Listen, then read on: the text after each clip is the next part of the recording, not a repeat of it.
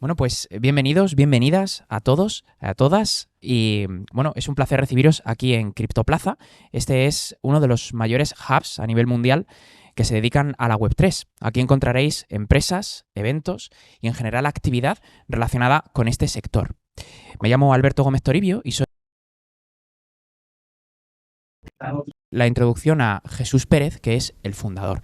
Jesús, que ahora se presentará él, decidió fundar este proyecto en un momento muy parecido al actual, en un bear market, es decir, en un momento en el que nadie creía en Bitcoin.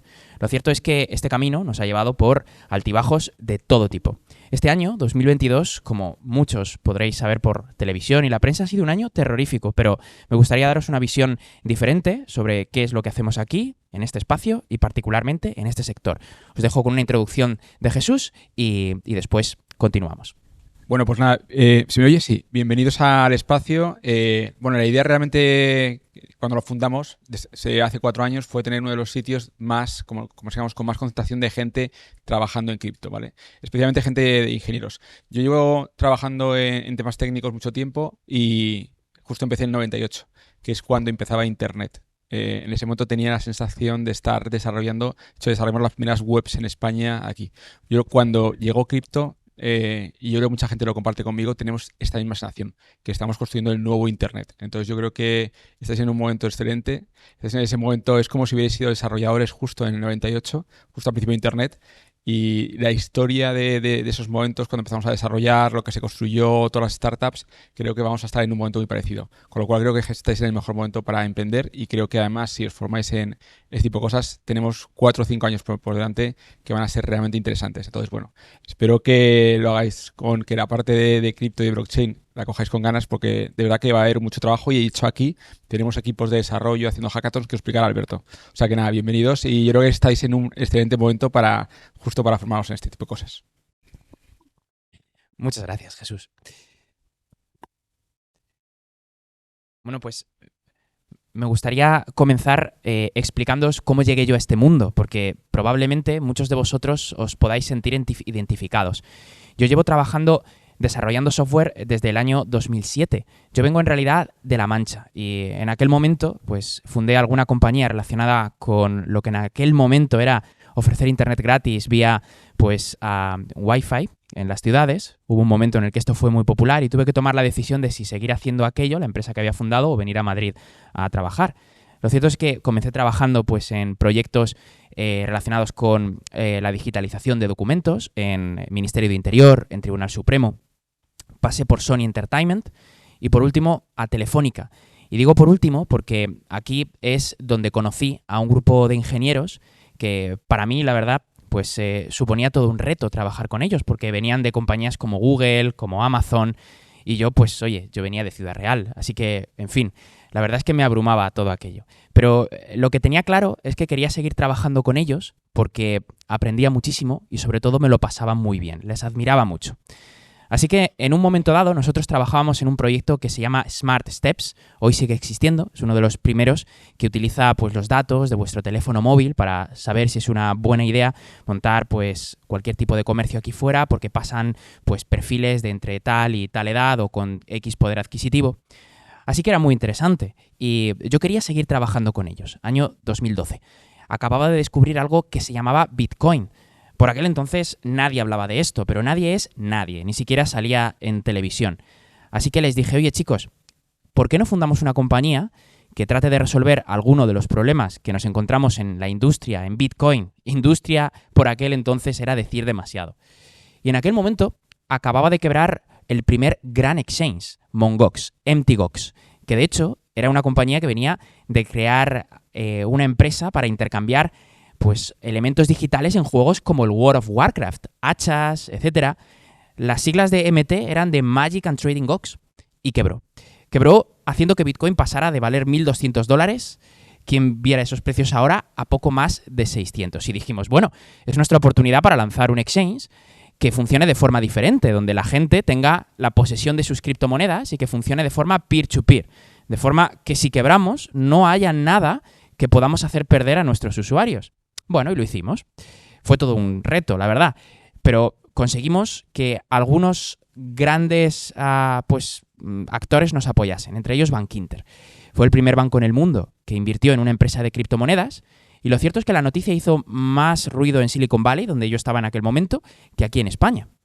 Pasé un tiempo allí y después pues pasé por la etapa de blockchain, año 2017. Se funda Alastria, se fundan un montón de consorcios y yo empiezo a ver que en realidad la tendencia de blockchain pues es algo con lo que no me siento nada cómodo, porque veréis, blockchain surge en el año 2015 como una palabra que hasta ese momento era parte de un software, era parte de Bitcoin. Si leéis el white paper de Bitcoin, encontraréis que la palabra blockchain ni siquiera se menciona en ese documento. Se le llama time chain. Así que es una palabra que se pone de moda un poco después. La pone de moda Don Tapscott, un señor que se dedica a vender consultoría a bancos en Estados Unidos y que se da cuenta de que Bitcoin es algo interesante, pero que tiene connotaciones políticas y sociales. Y eso no ayuda para nada a que se hable de esto dentro de una gran organización. Así que lo que hace es separar la tecnología de la criptomoneda. Bien, esto que a priori suena bien, lo que resulta es en una tendencia que tiene que ver con la transformación digital y no con elementos disruptivos. No pasa nada. Hay muchas cosas que tienen que ver con la transformación digital y son muy importantes. Por ejemplo, la tendencia no code. Bueno, pues es muy importante, tiene que ver con la transformación digital. Pero la disrupción es otra cosa. Y blockchain se presentaba inicialmente como un elemento disruptivo, es decir, como una tecnología o una tendencia capaz de desplazar a los actores incumbentes. Los actores incumbentes son los que dominan el mercado. Bitcoin tiene ese potencial, lo consiga o no, compite con monedas. Y está claro que en algunos casos, y si tomamos la totalidad de las monedas que hay en el mundo, ya comienza a tener más capitalización de mercado y más servicios a su alrededor que muchas de ellas. Desde luego, lejos están el euro y el dólar por delante. Pero Bitcoin tiene ese potencial. Muchas otras cosas que vemos en este sector la tienen. Blockchain tiene que ver con la transformación digital. Y es entonces cuando decido pues dejar de trabajar en eso, porque no me sentía cómodo vendiendo proyectos que tenían ese claim. Así que, bueno, entro en CaixaBank como responsable de tecnología de blockchain en el año 2017 y permanezco ahí hasta el año 2021. Os cuento esta historia porque es muy probable que paséis por etapas similares. Y hoy en día es bastante fácil discernir lo que es transformación digital de disrupción. Vosotras que os dedicáis al desarrollo software lo vais a ver muy claro, pero bueno, os vais a encontrar mucho ruido. En CaixaBank hice de todo, desde impulsar el proyecto piloto de euro digital con Iberpay hasta proyectos con compañías cripto de todo tipo. Estuve trabajando con ONIS desde uno y otro lado de la barrera y mientras estaba allí lo que hacía era pues, representar al sector en ámbitos como el comité consultivo, donde me tocó defender la norma que regula cómo las empresas cripto hacen publicidad de sus servicios. Bueno, lo cierto es que en un momento dado pues estaba en uno y otro lado, así que eso no era muy sostenible y decidí dejar el banco para volver de nuevo al ecosistema. En realidad sentía que me estaba perdiendo algo. Y bueno, el año pasado, hablando con Jesús, precisamente en Denver, Jesús y yo nos conocimos porque le conté mi empresa en 2014. Jesús por aquel entonces no tenía mucha idea de Bitcoin, pero dijo, el equipo me gusta. Esta es una de las razones por las que se invierte en empresa semilla. Hoy lo sé porque una de las cosas que hago es gestionar mi cartera e invertir. Y bueno, pues el equipo es un valor fundamental, porque el proyecto puede dar muchas vueltas. Lo que va a permanecer seguro, y si no permanece mal asunto, es el equipo. Así que bueno, nos conocimos en el año 2013. El año pasado me propuso que usara este instrumento Criptoplaza como me pareciese. Y lo que hago aquí principalmente, pues no sé si es trabajar. Lo cierto es que me lo paso súper bien. Para mí, Criptoplaza es una juguetería. Me gustaría contaros un poco qué es este espacio y bueno, qué es lo que veis aquí, ¿vale? Hoy hay poquita gente aquí y bueno, casi lo agradezco porque sois bastantes y es complicado gestionar esto, pero fijaos, ahora cuando os levantéis, no hace falta que miréis ahora, veréis al fondo un graffiti pintado en la pared. Lo que hacemos, como ha dicho Jesús, es tratar de que en este espacio haya muchas personas dedicadas a lo mismo, porque creemos que eso genera oportunidades. Cuando la gente viene aquí, viene a buscar empleo, viene a construir cosas o viene a aprender. Y encontrarte con personas que están en tu mismo mood, especialmente en un sector que, como veis, mezcla conceptos políticos y sociales, se parece casi mucho más al movimiento de software libre de lo que se parece a cualquier otra tendencia. ¿Os acordáis de Richard Stallman? Bueno, este señor que promulgó el software libre, que casi es política. Bueno, casi no, lo es. Lo que defendía este señor es que por encima de que el código sea abierto, tiene que ser libre. Bueno, independientemente de si compartís esto o no, lo que señalo es que tiene muchas similitudes con lo que vais a encontrar en este sector. Aquí hablamos de cosas realmente disruptivas. Hablamos de crear servicios públicos de una forma nueva. Fijaos, se entiende que los servicios de Internet, especialmente aquellos que son financieros, forman parte de nuestro estilo de vida. ¿Cuánto daño nos haría que no pudiéramos ahora mismo entrar a nuestra cuenta bancaria o nos dejasen sin nuestra tarjeta de crédito? Realmente es algo muy doloroso, casi tanto como que no te renueven el contrato de alquiler y te quedes sin casa, o que te quedes sin ordenador o sin teléfono móvil, sin ningún tipo de elemento que te permita consultar una web, porque hoy en día la mayoría de trámites se hacen de esa forma. Bueno, pues entendemos en este sector, donde estamos pensando un poco sobre Internet, que esos servicios deberían no estar controlados por una persona, deberían ser neutrales. Hay 5 propiedades que la tecnología blockchain brinda a las criptomonedas, pero también a muchas de las cosas que construimos sobre las redes de blockchain. Y son estas 5, son Open, Neutral, Borderless, Censorship Resistant. Se me ha olvidado una. Open Public, ¿vale? Open Public, Neutral, Censorship Resistant y Borderless. Y estas propiedades son muy interesantes porque principalmente significa que algo que construimos aquí es abierto. Abierto es que lo puede utilizar cualquiera de la forma en que quiera. Public es que está disponible para todo el mundo. Ya seas, incluso una persona no grata como pudiera ser Vladimir Putin en este momento para muchos europeos o incluso ucranianos. Bueno, pues hablamos de propiedades como por ejemplo la neutralidad radical. Estos servicios son servicios públicos entendidos como en un concepto global. Y es muy interesante porque hay servicios financieros, los servicios financieros no son servicios públicos, porque no prestan servicio en este momento, por ejemplo, a países que tienen vetos. Fijaos qué radical es lo que estamos construyendo en este sector. Y esto implica que hay gente, tristemente, que va a la cárcel por hacer estas cosas. Hay cosas aquí que llaman mucho la atención. Bueno, esto es lo que llamamos la Web 3.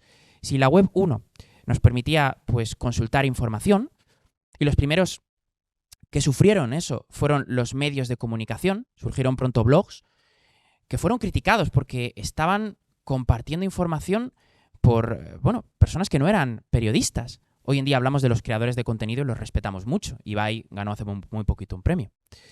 En la Web 2 lo que pudimos hacer es compartir, ya no solo consultar, sino compartir, y empezaron a surgir fenómenos como las redes sociales. En la Web 3 de lo que hablamos es de incorporar a esa Web 2 algo muy importante, que son los activos digitales y esas 5 propiedades que he mencionado anteriormente. Toda aplicación de la Web 3 es fácilmente reconocible porque lo primero que veréis cuando entráis en una de estas aplicaciones es Connect Your Wallet. Es algo que, va de serie, porque es el usuario el que suele ser soberano, no solo de su información. Aquí no hablamos tanto de los datos, sino que hablamos de los activos digitales.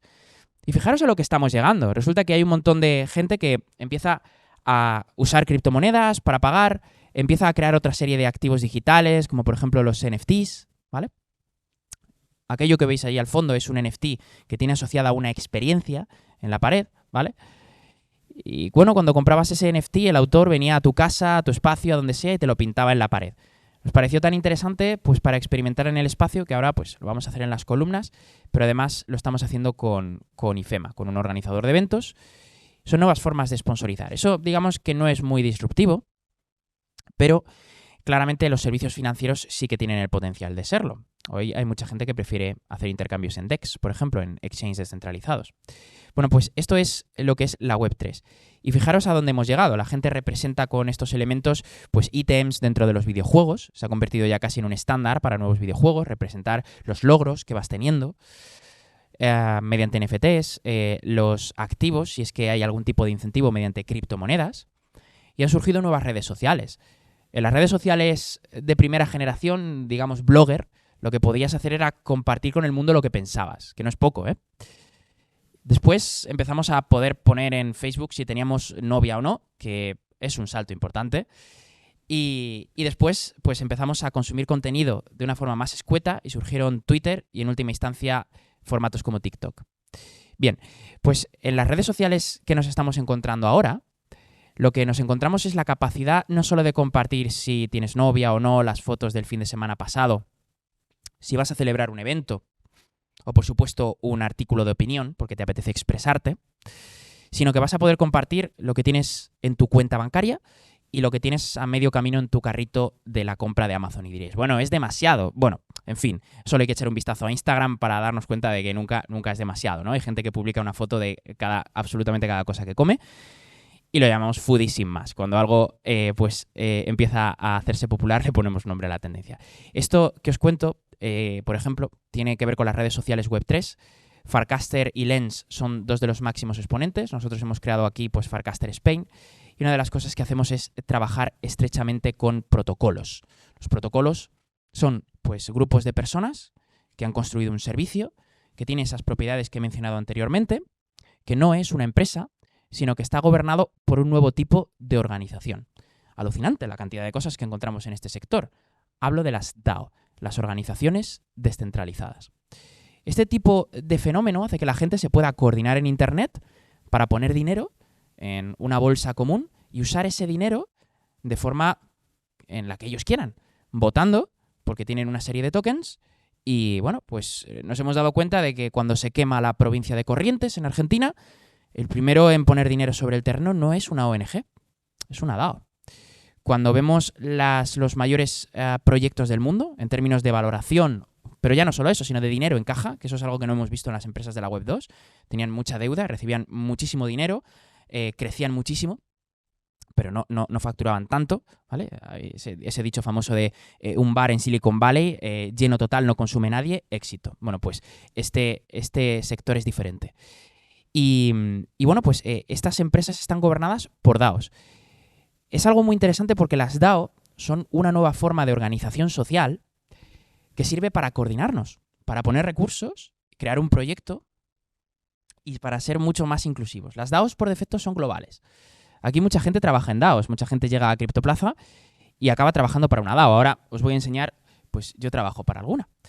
Y bueno, vais a ver cómo podéis tomar tareas. Si sois desarrolladores, pues cómo podéis, en fin, aplicar a estos grants, que son cantidades de dinero que se otorgan por una tarea concreta. Pero es una forma muy interesante de organizarse, ¿vale? Y bueno, pues espero que a lo largo de la visita de hoy pues podáis conocer algunas empresas. Creo que las que vienen hoy son empresas tradicionales, pero todas ellas, quiero decir, tradicionales no son DAOs, pero todas ellas avanzan en ese camino. Es casi por, en fin, valores de este sector. El decidir construir los servicios de esa forma, mediante una DAO. Y bueno, en este momento lo que tenemos sobre la mesa es un sector en plena ebullición, donde los servicios financieros, lógicamente, son máximo exponente porque las criptomonedas fueron uno de los primeros productos, así que se empezaron usando para invertir, para pagar, pero ahora hay servicios de inversión profesionales de todo tipo. Tenemos stablecoins que permiten a ciudadanos de países como Argentina o Venezuela pues tener dólares digitales en lugar de tener dólares bajo el colchón. No sé si lo sabéis, pero en Argentina no pueden comprar más de $200 al mes. Es un problema. Lo compran en la calle, en mercado negro, que se llama precio blue. Y bueno, pues están brindando soluciones de soberanía a muchos ciudadanos. A otros, por ejemplo, en Nigeria, les da la capacidad, un Bitcoin allí hoy cuesta $38.000 frente a los poco más de 23.800 desde anoche, que vale aquí en España, ¿vale? Y eso es porque allí hay una serie de restricciones. El gobierno impone a sus ciudadanos usar una moneda que no confía en su gobierno. Bueno, esto puede parecernos bueno o malo, pero Internet nos trajo también eso, ¿vale? Y con esta analogía acabo y me gustaría pues dar un poco paso a preguntas, si queréis, y a enseñaros alguna cosita más. Cuando en los 70 se proponía liberalizar la criptografía, a muchos les parecía una auténtica locura. ¿Cómo vamos a liberalizar una tecnología que permite que la gente cifre información? ¿Qué va a ocurrir con los criminales, con los narcotraficantes, con, en fin, los pederastas? Bueno, pues la gente estaba convencida de que eso debía ser así, los libertarios, obviamente. Sacaban el código de RSA, que es el cifrado, el tipo de cifrado, uno de ellos, ¿vale? Que estaba protegido, en tatuajes de Estados Unidos, porque estaba prohibido sacarlo. Después liberalizaron la criptografía. Bueno, nos parece una locura, de hecho es bastante útil. Blockchain no existiría si no es gracias a que esto es open source, o en general libre, de dominio público, y no tendríamos otras muchas cosas como el cifrado que nos permite perder el iPhone en la calle sin mayor problema. Pero este tipo de cambios son muy radicales, traen cosas buenas y malas. Buenas son estas que he señalado. Y malas son, por ejemplo, el hecho pues, de que los narcotraficantes puedan usarlo pues, para cifrar la información y eso nos haga más difícil perseguirles. Después tuvimos la liberalización de la información. Que cualquiera pueda publicar información en Internet es peligroso, lo hemos visto con las vacunas. En fin, bueno, pues esto trae cosas buenas, como la Wikipedia, y cosas malas, como por ejemplo los bulos de las vacunas que han circulado durante toda esta época del COVID. Y hoy hablamos de algo también muy radical, liberalizar, pero los servicios financieros. Y esto trae cosas buenas y malas, nuevamente. Cosas buenas, como pues por ejemplo estas que he mencionado, que los ciudadanos puedan disponer de servicios públicos de verdad, neutrales radicalmente, que no te puedan, digamos, quitar el derecho a tener servicios financieros. Y cosas malas, como por ejemplo que pues países como por ejemplo Rusia puedan seguir financiándose a pesar de que no les financiemos en los mercados internacionales. Estos mercados son neutrales y por tanto la guerra puede extenderse más de lo que nos gustaría. Bueno, pero en cualquier caso estaremos de acuerdo en que son cosas disruptivas. Buenas o malas, llegan para cambiarlo todo. Pues bueno, este es un poco el digamos, sentimiento. Esto es lo que hacemos en nuestro sector. Aquí encontraréis empresas en este espacio que bueno, tienen su sede aquí o colaboran con nosotros. Witnet, que encontraréis ahí al fondo, un roll-up, es un oráculo. Permite pues, básicamente introducir información en blockchain para tomar decisiones sobre, por ejemplo, si un smart contract tiene que ejecutar una acción concreta. Información de fuera, como si hoy llueve o si el precio de una acción es algo determinado. Encontraréis a empresas como Easy Feedback, que lo que hace es que te provee de incentivos a proporcionar feedback veraz. Otras, como por ejemplo POAP, que es una de las compañías, uno de los protocolos más potentes, tiene una valoración pues superior a 1.000 millones en este momento y bueno, pues lo que hacen es emitir NFTs que están asociados a momentos. Os entregaremos un POAP al finalizar la sesión que prueba que habéis estado en este espacio y que os habilita además, por ejemplo, a hacer cosas exclusivas que solo los miembros de CryptoPlaza pueden hacer en este momento, que es, por ejemplo, tener una cuenta en Lens, en una red social que ahora mismo es bastante exclusiva, o en Farcaster. Tenemos otras como EtiHub, que pertenece a un fenómeno llamado ReFi, muy interesante también, que lo que hacen es dan préstamos a agricultores en la América Latina, donde los préstamos tienen un tipo de interés de un 120, un 150%, una auténtica locura. Ellos lo hacen alrededor de un 8%, podrían hacerlo por más, veis que hay margen hasta un 120, pero deciden hacerlo de forma ética y recogen dinero en criptomonedas y prestan. No son proyectos pequeños. Estamos acostumbrados a cuando vamos a alguno de los hubs en general de España, y esto no es así no por los hubs, sino por las empresas españolas, porque es difícil crear algo en un país como España, con 50 millones de clientes potenciales y muy poca inversión, lógicamente. Las empresas que nacen en este sector nacen de forma global por defecto.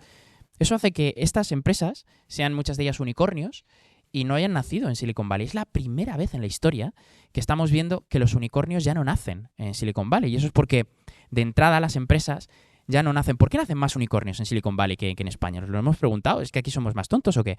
Pues en realidad es que allí tienen un mercado potencial de varios millones de habitantes, que es Estados Unidos. Entonces, claro, si naces en China o naces en Estados Unidos, por defecto puedes crecer más antes de dar el salto hacia afuera. Porque a pesar de que quieras ser global, las empresas tienen que cumplir normas y es un esfuerzo ir a un nuevo mercado. Así que si por defecto naces en Estados Unidos, tienes más posibilidades. Pero estas empresas nacen de forma global por defecto. Así que es muy interesante ver cómo los equipos se ubican, ya no tanto pensando en dónde van a prestar servicio, ya no están en Silicon Valley, sino a veces donde encuentran más talento. Y muchas de estas empresas tienen su sede aquí en España. Galicia, sorprendentemente, que es un sitio donde además se vive muy bien, es un sitio que acoge a muchos de los equipos de los proyectos más potentes. Por ejemplo, Gnosis tiene su sede allí. Estos levantaron más de 1.000 millones en su momento. tiene su sede, tiene a gran parte de sus desarrolladores que trabajan en remoto allí. Y como tienen a tantos, pues tienen oficina. Y bueno, por mencionar algunos más, pues NAS21, por ejemplo, es una empresa. Esta es muy característica porque le tenemos mucho cariño porque ha nacido aquí. Estos son una serie de personas que entraron en Criptoplaza, pues como muchos, y bueno, pues aprendieron. Aquí lo que hacemos es impartir formación de altísima calidad con los protocolos, de la mano de los protocolos, porque creemos, lo hemos visto, yo personalmente he sido profesor y soy profesor en muchas escuelas de negocios, en el IE, por ejemplo, actualmente, este año espero sea el último, y veo que cuando mis alumnos terminan las clases, ellos salen muy contentos, pero no han aprendido nada, sinceramente. Y eso es porque, bueno, pues a aprender, y lo estáis viendo, vosotras estáis haciendo un bootcamp, a aprender se aprende haciendo, principalmente, eso es así. Entonces, bueno, pues aquí lo que hacemos es poner a disposición de la gente contenido formativo, ok, pero lo más importante no es el contenido formativo en sí, con eso aprendes, pero aquí haces. Entonces te relacionas con la gente, te enrolas en un proyecto y comienzas a hacer cosas. Y así es como se aprende, sinceramente. Y bueno, pues NAS21 nació así, una chica argentina que se llama Gaby, que de hecho creo que viene hoy por aquí. Y bueno, pues básicamente nos lió a todos, a unos más que a otros, yo no estoy en el equipo, pero crearon una compañía que representa contratos de alquiler con NFTs. Hay mucho ruido en torno a este fenómeno, ¿vale? Pero es un producto financiero. Representar cosas con NFTs a veces no tiene, en fin, ningún impacto. Por ejemplo, representar camisetas, zapatillas, a veces no tiene ningún impacto, sin más. En este caso, ¿por qué tiene sentido? Lo que están haciendo es asegurar un contrato de alquiler. Cuando alquiléis un piso, sabéis que pues, hay empresas como, por ejemplo, Alquiler Seguro, que protege al arrendador de que si tú no pagas, ellos le van a pagar y cobran un poco por ello.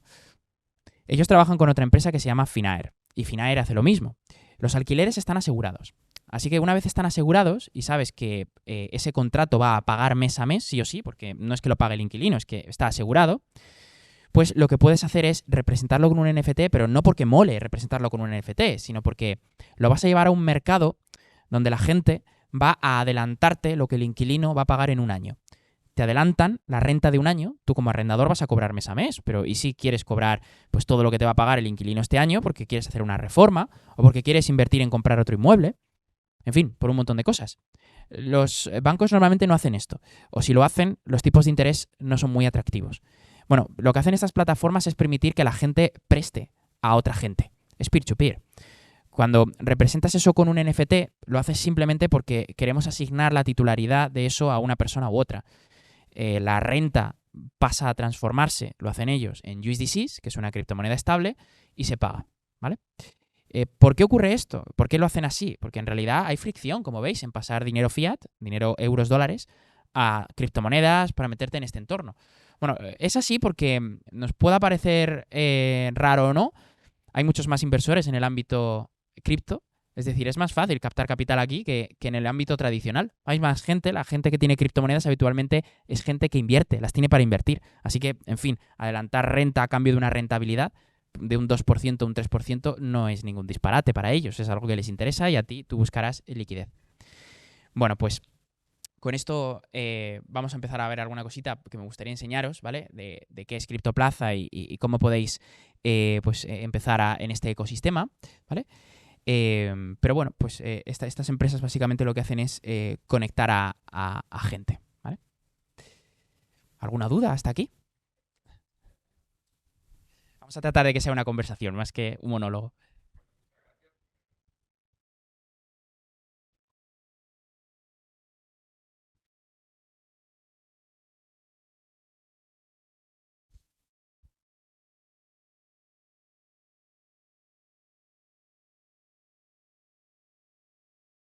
La web semántica comenzó, si hay que reconocerle el término web 3.0, es a la web semántica, se acuñó primero ahí. Lo que pasa es que esa tendencia no acabó de producir tanto impacto como se pensaba, ¿no? Pero yo recuerdo allá por el 2008 se empezó a hablar de la web semántica. ¿Qué es la web 3.0? Bueno, pues cuando usamos términos, en general, es útil utilizar términos solo por un motivo. No es que haya un organismo oficial que diga lo que es la web 3.0 y lo que queda dentro y fuera. Usamos términos porque nos ayudan a cuando le hablas a otra persona si esa persona ya asocia el término a una serie de cosas, pues nos ayuda a perder menos tiempo explicando de qué estamos hablando, ¿vale? Solo eso. Y entonces, ¿qué es la web 3.0? Lo que la mayor parte de la gente piense que es. En este momento parece que el metaverso claramente es algo que está dentro de la web 3.0. No es algo en lo que trabajemos aquí activamente.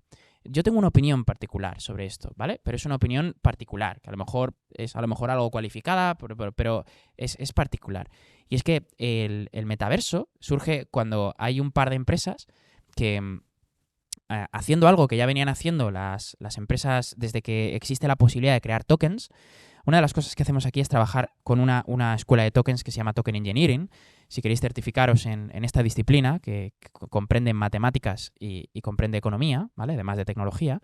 Bueno, pues lo que hacen las empresas es crear, y verás a dónde quiero llegar, crear tokens para diseñar algo que llamamos tokenomics, es decir, un modelo de incentivos que produce un círculo virtuoso en el crecimiento del negocio. ¿Vale? Y me explico.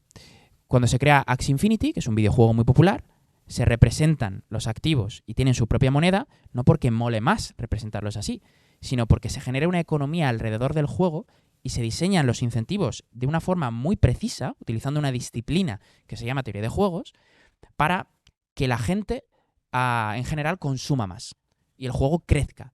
Si estos modelos de incentivos no están bien diseñados, pueden ser tan explosivos como desastrosos. Lo hemos visto con Lunaterra el año pasado y lo hemos visto con Axie Infinity, de facto, ¿vale? Lo que estamos seguros es que impacto tienen, ¿vale? Mucho, tanto para bien como para mal, ¿vale? Y podemos entrar a detalles sobre por qué esos dos proyectos fracasaron, ¿no? Entonces, bueno, pues hubo dos proyectos que son de Decentraland, de Sandbox y alguno más, que utilizaron estos modelos en su negocio, sin más. Igual que hay empresas de videojuegos que lo usan en los videojuegos, empresas de servicios financieros que lo usan en los servicios financieros, ¿vale? Pero es eso, es usar tu propio token y una serie de activos digitales para dar incentivos a que tu negocio crezca. Y se hicieron muy populares. Tan populares que le pusieron nombre, una tendencia. Ocurrió lo mismo que ocurrió en el año 2015.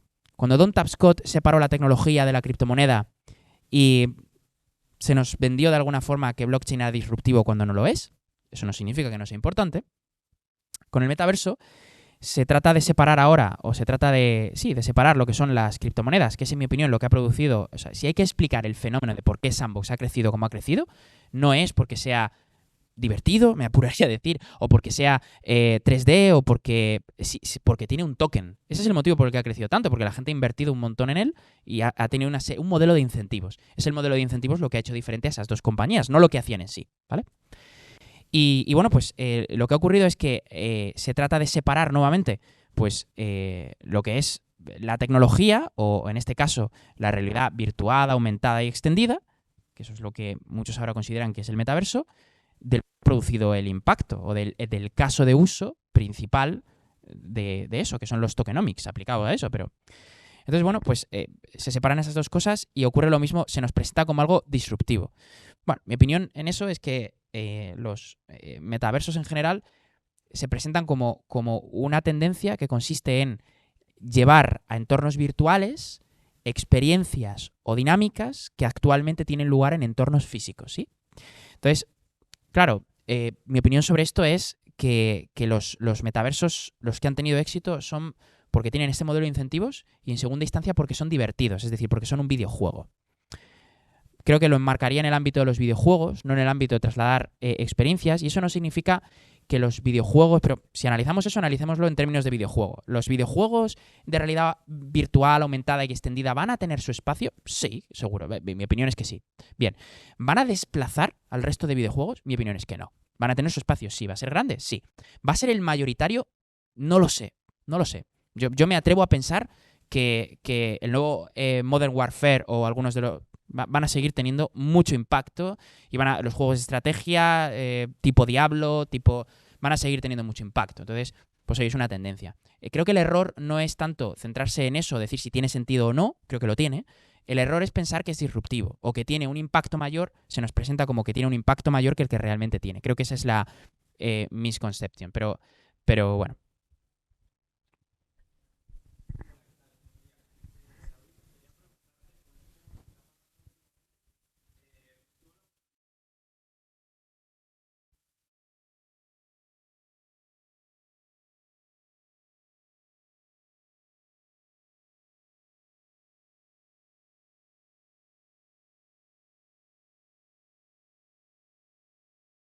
Ujú.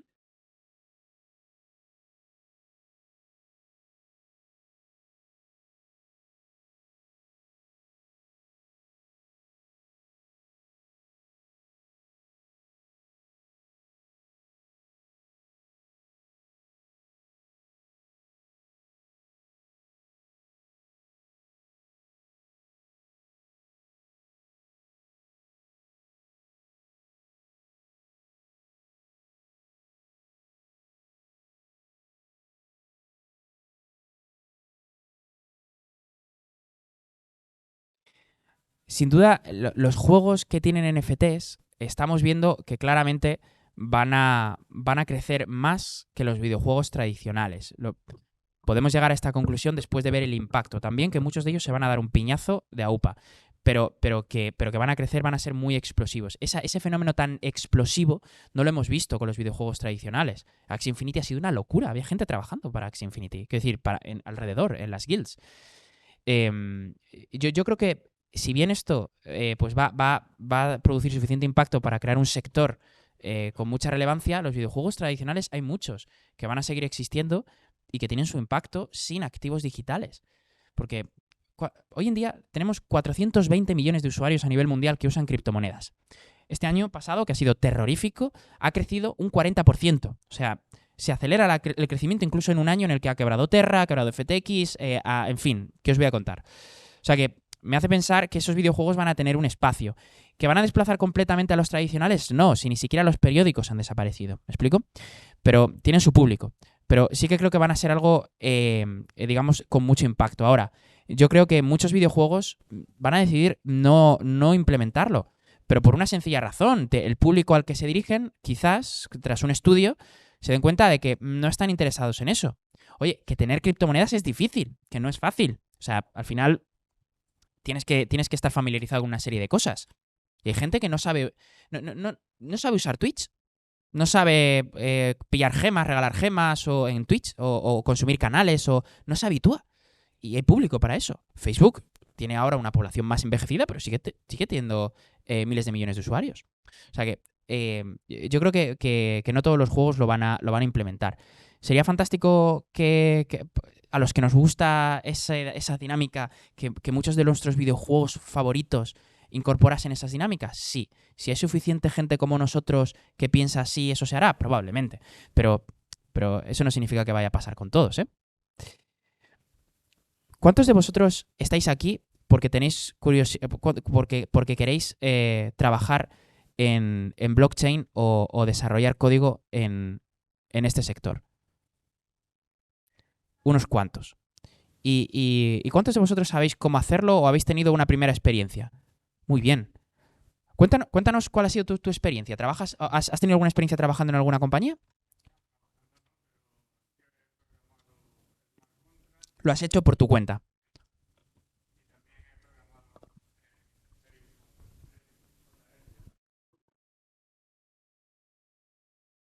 Vale. Vamos a hablar un poco de tecnología, porque este es un sector donde vais a ver cosas que, fijaos, los desarrolladores a veces, imaginad que empecéis trabajando en una empresa. Yo empecé mi primer proyecto cuando tenía 17 años. Fue un proyecto, aparte de la compañía esta que os conté de Alcázar Wireless, yo tenía un proyecto de control de denominación de origen del vino. Poco sexy, no, lo siguiente, con web services, con servicios web, de los que tienes un descriptor de despliegue y tienes que construir los stubs. Bueno, y bueno, pues yo empecé así y claro, me decían, oye, ¿te quieres venir a trabajar a un banco? Yo hubiera dicho, primero, no me llamaba mucho en aquel momento el rollo finanzas, me sonaba, seamos francos, tiene un relato bastante duro y, y no me atraía por eso. Y segundo, porque cuando programas tienes que tener cierto conocimiento del dominio de lo que estás haciendo. Entonces, eso es un motivo por el que nos cuesta mucho traer talento aquí. El segundo es porque hablamos de tecnologías que son diferentes. Yo cuando me adentré en Bitcoin venía de trabajar con Big Data. Perfecto. Venía de trabajar con Big Data y con Cassandra. Y bueno, algo de, por ejemplo, de consenso, algo de sistemas distribuidos sabía, pero es muy complicado. Aquí hablamos de, por ejemplo, patrones como, por ejemplo, el event sourcing. ¿Alguno sabe? ¿Ha trabajado con event sourcing alguna vez? ¿No? Aka fue uno de los primeros frameworks en incorporarlo. Pues esto básicamente es para la alta resiliencia. Aquí es que no nos podemos permitir que un programa falle, porque si falla pierdes dinero, dinero de verdad. No hay una base de datos de backup. O sea, la base de datos es la que es, está ahí, en blockchain, y si se pierde dinero, pues tienes un problema. Bueno, ¿cómo podéis empezar a trabajar en este sector? De las mejores formas de hacerlo, ¿vale? Yo os recomendaría que os hagáis miembro de Criptoplaza. Hoy, y os voy a explicar un poco por qué y cómo trabajamos aquí trabajando con DAOs, ¿vale? Para los que estéis aquí, ¿vale? Si queréis, hay dos modalidades en las que trabajamos. Una es ser miembro digital. Tendréis acceso al espacio para venir a trabajar aquí, pero tendréis todo el contenido en digital. Tendréis un canal donde podéis preguntar dudas y sobre todo tendréis acceso a una plataforma donde tenéis un montón de contenido, ¿vale? La segunda opción, esas son 50 euros al mes, la segunda opción son 200 y esto es una especie de mentoría. Aquí vais a hacer lo mismo, pero vamos a estar con vosotros, ¿vale? Y vamos a apoyaros a que encontréis trabajo, a que avancéis, a que, en fin, desarrolléis vuestro proyecto. ¿Cómo funciona esto? Fijaos, aquí estos proyectos, que son las DAO, son tremendamente inclusivos. Este documento es el que se me entregó, por ejemplo, por ser evangelista o miembro de una DAO que se llama Perpetual. Es un mercado de derivados. Ya de entrada, fijaos la barrera. Tienes que saber qué es un mercado de derivados, tienes que saber un poquito de finanzas. Ok, no os asustéis. Algo que podéis aprender aquí sin problema, ¿vale? Y fijaros, ¿cómo se relacionan esta gente con sus miembros? Bueno, pues al principio te piden, hay distintos niveles de evangelista, ¿vale? En los primeros, básicamente, empiezas, pues por ejemplo, pues haciendo un onboarding y te dan puntos por ello, ¿vale? Invitar a un amigo, ok, esto es más referidos, pero esto no es sexy. Básicamente, empezar a atender las conferencias de comunidad, te pagan por ello, te pagan por estar ahí y seguir aprendiendo. En este nivel no te exigen demasiado porque se supone que no conoces bien el protocolo. Lo siguiente que te piden es traducir artículos y por último empezar a asumir tareas de código, ¿vale? Esto ya a nivel 2, nivel 3. Puedes pasarte un par de meses. Te pagan desde el principio, ¿eh? Y no poco. $1.500, ahora creo que es más. Son 3.000 perp, que es su token, que es líquido, por supuesto. Puedes cambiar a USDCs y de USDCs a tu tarjeta de crédito en crypto.com y al Lidl. O sea, tal cual. Y bueno, pues aquí abajo creo que, mira, ¿ves? 3.000 perp por mes, ¿lo veis? Vale. Bueno, pues esta es una de las formas, ¿vale? De empezar, pues entrar aquí, aprender un poquito, ¿vale? Y después enrolarte en alguno de los proyectos de la comunidad o en una DAO. Tenemos relación con la mayoría de las principales DAOs y bueno, es una forma de hacerlo. Fijaos, si yo abro la aplicación, esto es una especie de Jira, pero Jira abierto a todo el mundo, ¿vale?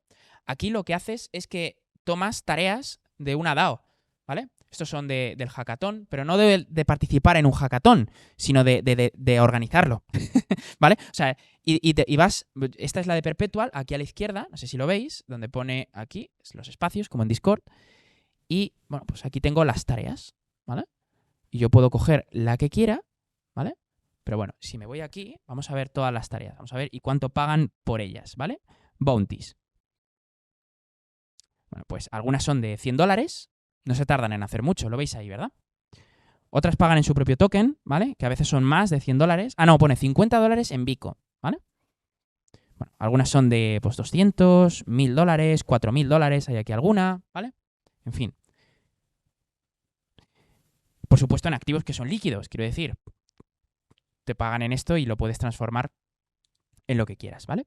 Mira, aquí te están pidiendo una integración entre su API y ENS. Bueno, pues esta es una forma de empezar a trabajar en el sector, ¿vale? Otra forma es, bueno, simplemente estar aquí, creo que os va a proporcionar muchas oportunidades porque por aquí pasa un montón de gente y bueno, pues tendréis oportunidades si queréis. Y bueno, pues nada más, vamos a dar paso a las empresas que... ¿Sí, Ana? Vamos a dar paso a los diferentes proyectos que queríamos presentaros. ¿Está Gaby por aquí? Avísala y mientras llega... ¿Tenéis dudas sobre esto?